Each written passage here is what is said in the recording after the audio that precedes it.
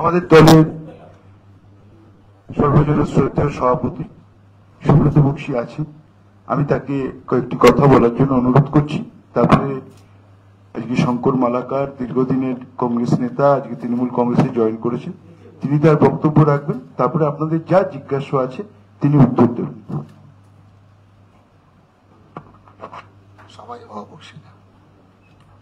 নমস্কার। রাজ্য তৃণমূল কংগ্রেসের পক্ষ থেকে সর্বোপরি আমাদের শ্রদ্ধেয় নেত্রী শ্রীমতী মমতা বন্দ্যোপাধ্যায় অনুমোদন ক্রমে আজকে শঙ্কর মালাকার দার্জিলিং জেলায়, যিনি 15 বছরের উপর প্রায় 20 বছর সভাপতি ছিলেন এবং দুবারের প্রাক্তন বিধায়ক, তিনি আজকে অন্তর্ভুক্তি হয়েছেন। তাকে অন্তর্ভুক্তি করে এটা নিশ্চিত যে উত্তর বাংলায় আমরা শক্তিশালী হতে পারব। কাজেই তার এই অন্তর্ভুক্তির তার কারণটাই হচ্ছে কর্মযজ্ঞে সামিল হয়ে তিনি সহমত পোষণ করেছেন বলে তিনি আজকে দার্জিলিং কংগ্রেসের পক্ষ থেকে আজকে আমাদের দলে যোগদান করছেন। নমস্কার।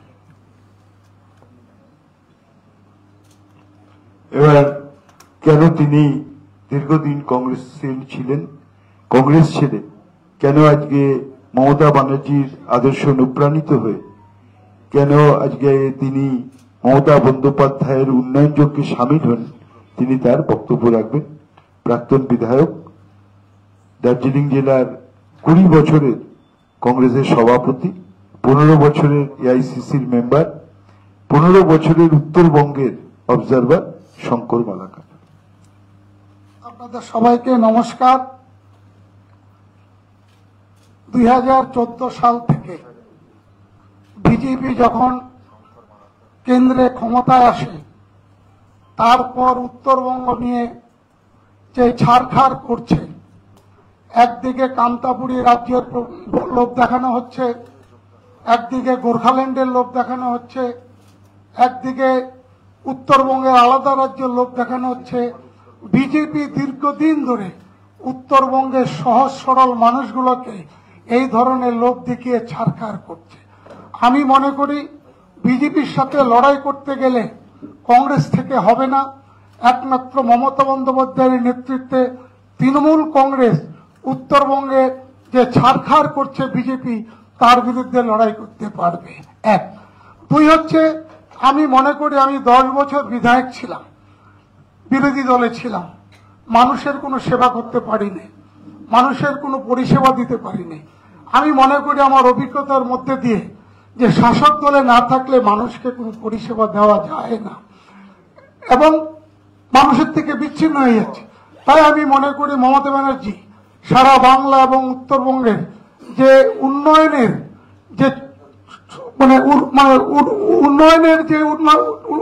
যে উন্মাদনা শুরু করেছে, যে উন্নয়ন হচ্ছে, সেই উন্নয়নে সামিল হয়ে আমি আগামী দিনে মমতা বন্দ্যোপাধ্যায়ের নেতৃত্বে আমি তৃণমূল কংগ্রেসে কাজ করতে চাই এবং আমার দৃঢ় বিশ্বাস আগামী দিনে উত্তরবঙ্গের তৃণমূল দল শক্তিশালী হবে এবং বিজেপিকে আমরা নিশ্চিতভাবে পরাস্ত করতে পারব।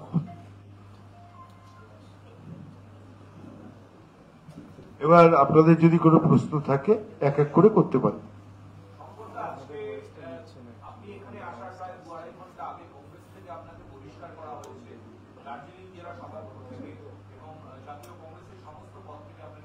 আমি গতকালকে মল্লিকার্জুন খড়গেকে আপনার হোয়াটসঅ্যাপের মাধ্যমে, মেলের মাধ্যমে আমার পদত্যাগপত্র জমা দিয়ে দিয়েছি। তার কপি যদি আপনারা চান আমি আপনাদের দিতে পারি। আমি গতকালকেই পদত্যাগ করেছি।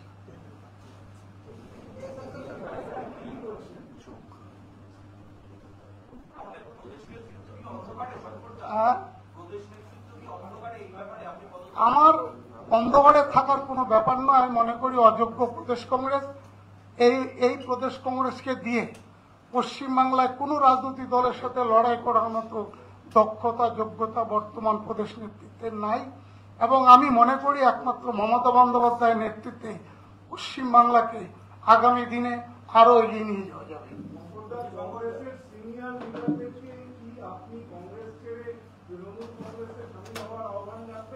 নিশ্চয়ই রাখবো। আমার অনুগামী যারা আছে তারা অনেকে আমার সঙ্গে আসতে চেয়েছিল, কিন্তু জানেন যে উত্তরবঙ্গ থেকে কলকাতায় আসা খুব কঠিন। তাও আমার সাথে সেবা দলের চেয়ারম্যান, যুব কংগ্রেসের জেনারেল সেক্রেটারি, ছাত্র পরিষদের ভাইস প্রেসিডেন্ট, যুব কংগ্রেসের স্টেটের জেনারেল সেক্রেটারি, জেলা কংগ্রেসের ভাইস প্রেসিডেন্ট, ওরা অনেকেই আমার সাথে আসছে।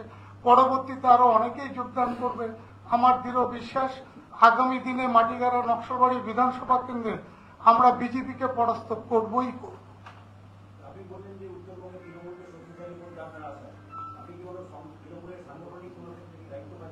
আমি এটা পরবর্তীতে আমাদের নেত্রী মমতা বন্দ্যোপাধ্যায় যেভাবে চালাবে সেভাবে চলবো।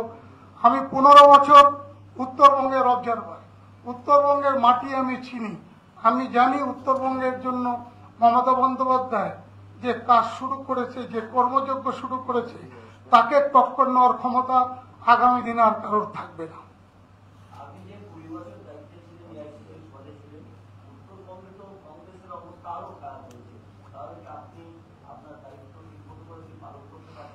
দেখুন, দলের যে অবস্থা, তাতে করে একা বা কয়েকজনে মিলে কংগ্রেসকে শক্তিশালী করার মতো অবস্থায় নাই। 3% ভোট নিয়ে আসছে।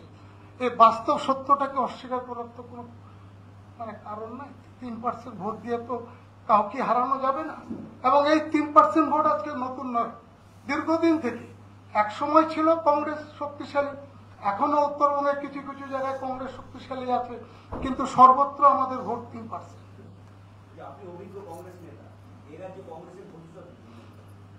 যারা কংগ্রেস করে তারাই বলতে পারবে।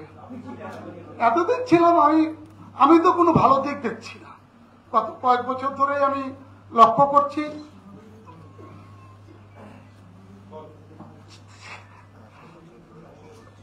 আজ পর্যন্ত দিল্লিকে দেখলাম না পশ্চিমবাংলার বিরোধীদের সম্বন্ধে এক লাইন কথা বলতে। আমায় বলছো লড়াই করতে, তোমরা মনে চেয়ার ফাঁকা রাখবা। এইভাবে হয় না, এইভাবে কংগ্রেস শক্তিশালী হয় না।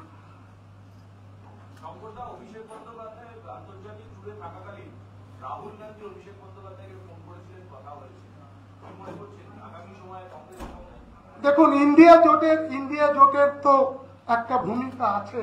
আমাদের ইন্ডিয়া জোট তো এখনো ভেঙে যায়নি।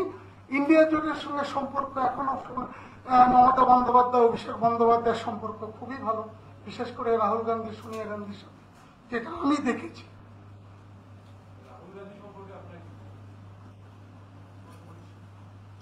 রাহুল গান্ধী যুব নেতা, চেষ্টা করছে।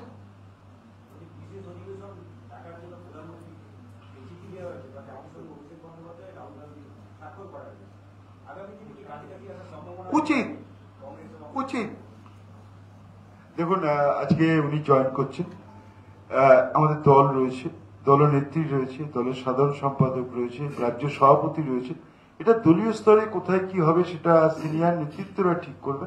সেটা আমাদের মতো যারা কর্মী, সেটা আমাদের বলে পক্ষে কোনো মন্তব্য করা সঠিক হবে না। এটা দলের সিদ্ধান্ত। আমরা দলের অনুগত সৈনিক।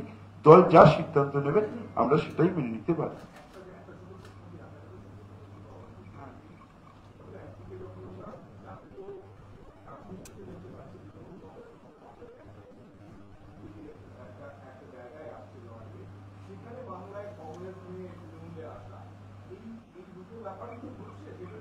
দেখুন, আমরা কাউকে বলছি না যে আপনারা তৃণমূল কংগ্রেসে আসুন। কেউ যদি স্বতঃপ্রণোদিত হয়ে মমতা ব্যানার্জির আদর্শে অনুপ্রাণিত হয়ে আমাদের সঙ্গে উন্নয়ন যোগে কাজ করতে চান, আমরা তাকে স্বাগত জানাচ্ছি। এবং একটা কথা বলতে পারি, পিচে কিন্তু খুব সুইং আছে, উইকেট আসবে, এরকম অনেক উইকেট আসবে, সেই জন্য আপনারা অপেক্ষা করুন। হ্যাঁ, আমরা কাউকে ভাঙাচ্ছি না, আমাদের কাউকে ভাঙাবার দরকার পড়ে না। স্বতঃপ্রণোদিত হয়ে যদি কেউ আসতে চান, আমাদের আদর্শ অনুপ্রাণিত যদি কেউ হয়ে আসতে চান, তো অলওয়েজ ওয়েলকাম। আমি তো বলছি পিচে সুইং আছে, আরো উইকেট আসবে। দেখতে থাকুন না, সবই আজকে বলে দিলে পরের দিন তো আপনি আর আসবেন না। পরপর তো সাংবাদিক সম্মেলন করতে হবে।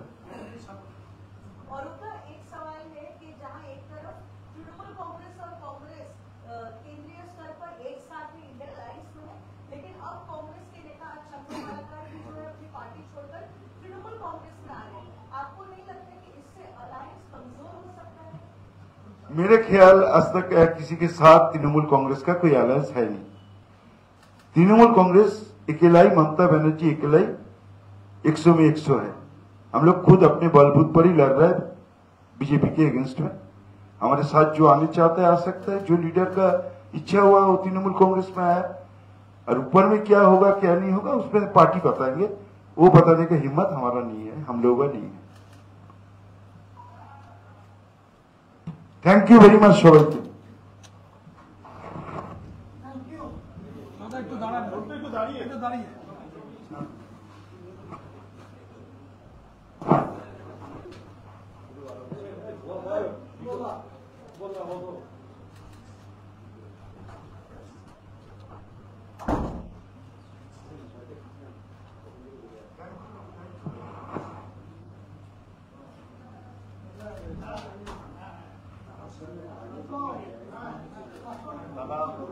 बताने का हिम्मत हमारा नहीं है, हम लोगों का नहीं है। थैंक यू वेरी मच সবাইকে।